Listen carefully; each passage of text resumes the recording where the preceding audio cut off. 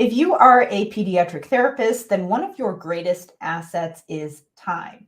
So give me just a couple minutes of your time, and I am going to show you how you can actually create more time in your schedule so that you can spend more time on things that matter most to you, whether it be passion projects that help you to come up with creative ways to serve your caseload, or whether it be just having more time for life outside of work. So I'm Karen Dudek-Brannan, and I help pediatric therapists be better leaders so that they can make a bigger impact with their services. And part of what I do to help clinicians is help them to improve their productivity and help them to create protocols so that they can actually win back more time, because time is one of the biggest complaints that I hear when therapists are trying to think about some of the biggest challenges that they have. So many times, one of the things they complain about is that they just don't have enough minutes with their clients to be able to work on the skills that they need, and as a result, they feel like the students, the clients on their caseloads aren't getting the support that they need. This is true for speech pathologists, but I know it's true for other therapists as well. And then the other thing is that in order to provide really good services and support across settings, you have to be able to communicate and collaborate with other professionals, but time gets in the way there.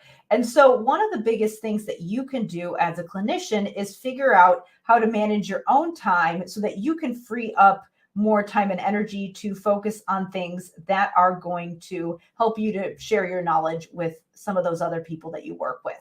So I say that time is one of your greatest assets. And it's not because I don't think other things are important. Actually, one of the things that I teach clinicians how to do is think about assets and help to build all these different assets that are going to help them serve their caseload, whether it be assets like skills, knowledge, actual resources that they can make, and then one of the most important assets, which is your relationships. But in order to be able to focus energy on doing all of those other things, you need to actually create more time. So one of the first things that I typically have people do is take a look at their schedule and figure out how they are managing their time, because what typically happens for people is that they are spending so much time just with day-to-day fires and just, they get so caught up in the day-to-day and the weeds that it's really hard for them to zoom out and think bigger about some other things that they could be doing to serve their caseload and create other initiatives in their facility and their community and things like that. Many times people are kind of barely treading water, and it's really hard to be creative when you're in that mindset. So one of the things that I do first is help people create what I refer to as a master plan. So I'm going to share my screen in a minute and tell you a little bit how it works. Now, this is just the basic structure. I wanted to just mention that some people, when they are trying to figure out their schedule, they have to kind of see it visually. So what I'm going to show you today is actually in a Google spreadsheet, but I will say that some people need to actually put it into a calendar as well and use some kind of supplemental visuals, because sometimes it's really hard to envision how you're spending your time if you can't see it. So this is just the basic structure and the basic process of how it works. But just know that you might need to use some other supplemental things in order to make this work for you.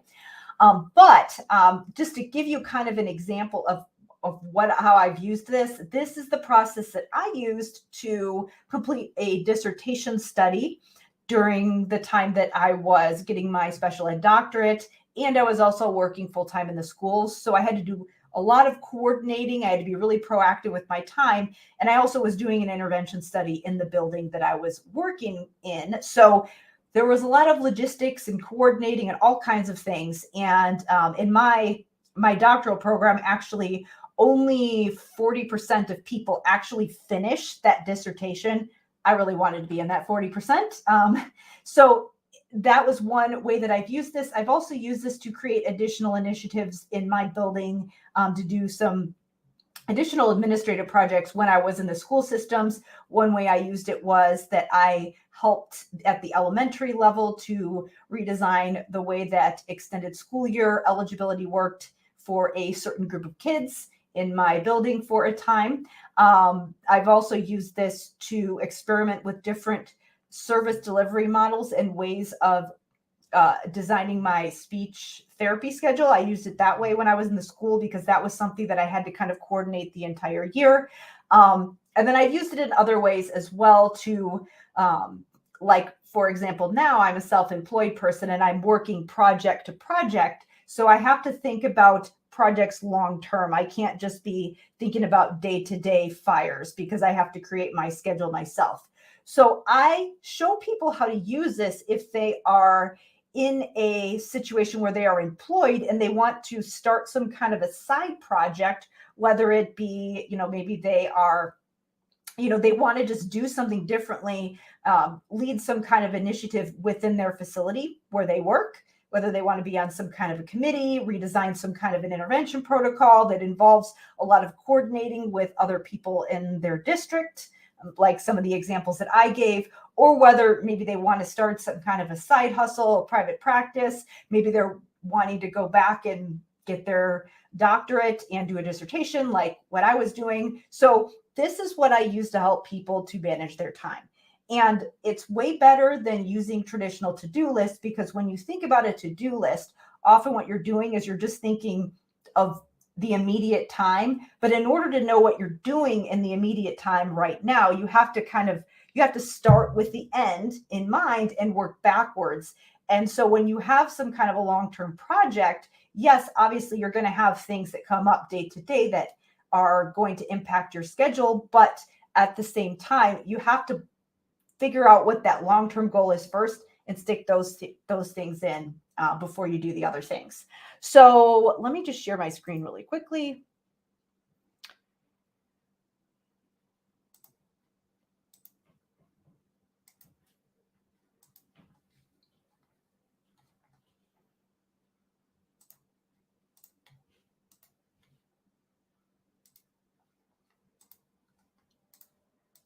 All right, here we go. So this is a very basic skeleton of how this works. Again, if you might actually want to put this on a calendar and work backwards, if that's what works for you, you might actually, sometimes that what I have people do is I might have them just print out actual calendars for each month of this process. But this is just generally how it works. So where I start out is that I have people, if they're working on some kind of a long-term project, and this applied when I was working on my dissertation, because that was an 18-month project for me. For a lot of people, it's longer. I had to figure out where I needed to be at the end of that 12 to 18 months. So I had to just list out here all the things that needed to be done by the end of that time. And then the next step that I had to do was I had to take this 12 to 18 month long-term goal, and I had to figure out what I needed to be doing, what were my priorities in each of the 90-day blocks within that 12 to 18 months. So obviously I have 5 little spots here in this Google Doc, but how many 90-day pushes you have is going to depend on how long your long-term goal is. So it could be 4 if you're just going out a year. If you have an even shorter term project, you might even just, maybe have like 1 or 2 90-day pushes, but you have to figure out, you start really big with this long-term goal, and then you start to zoom in into 90-day blocks.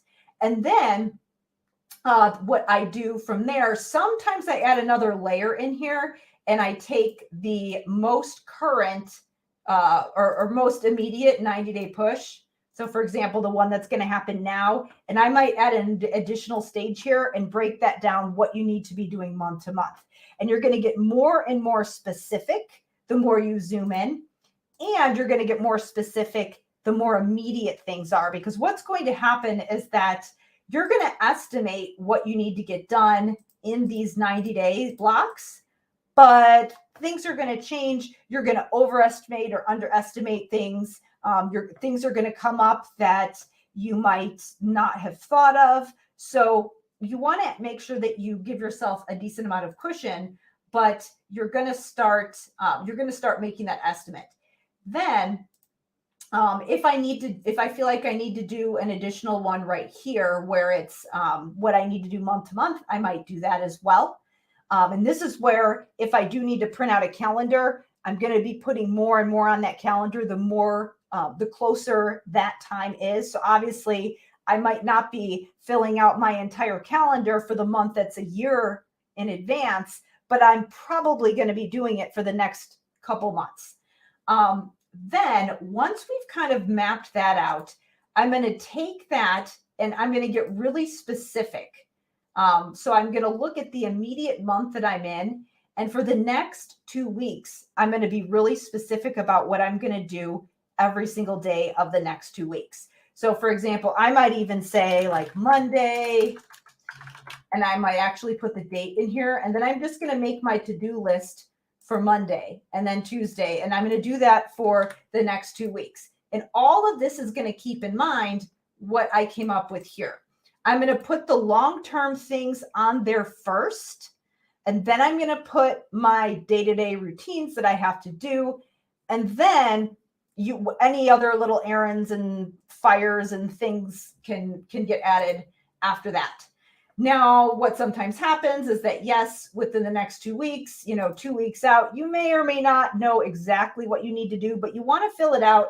And yes, you might tweak it and add to it and move things around as you go through.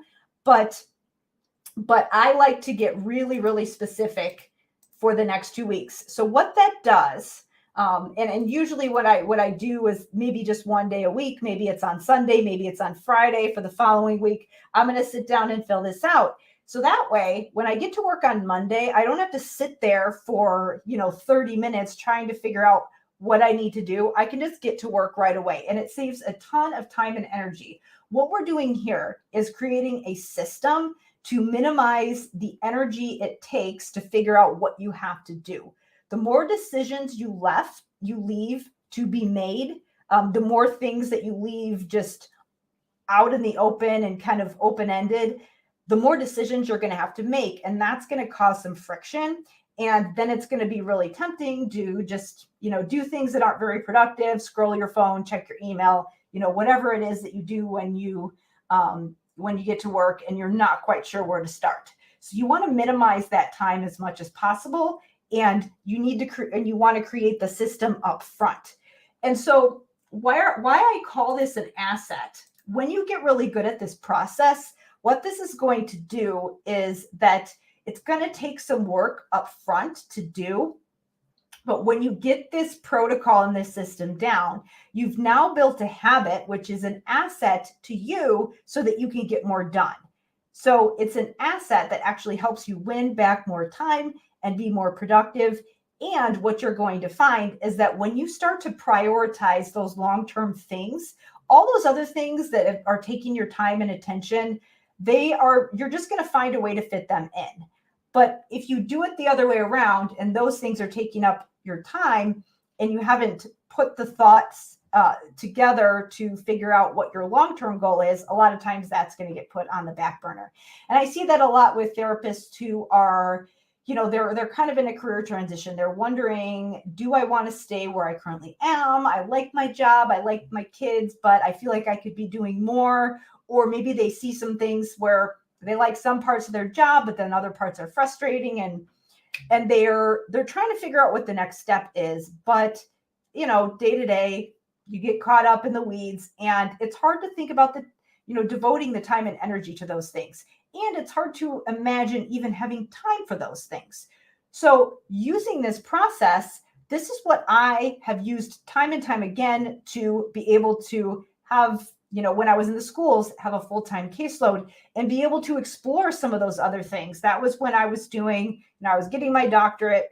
I was building my business. I was also exploring different job options because I was trying a bunch of different things out. I was doing adjunct assignments. I was taking private clients.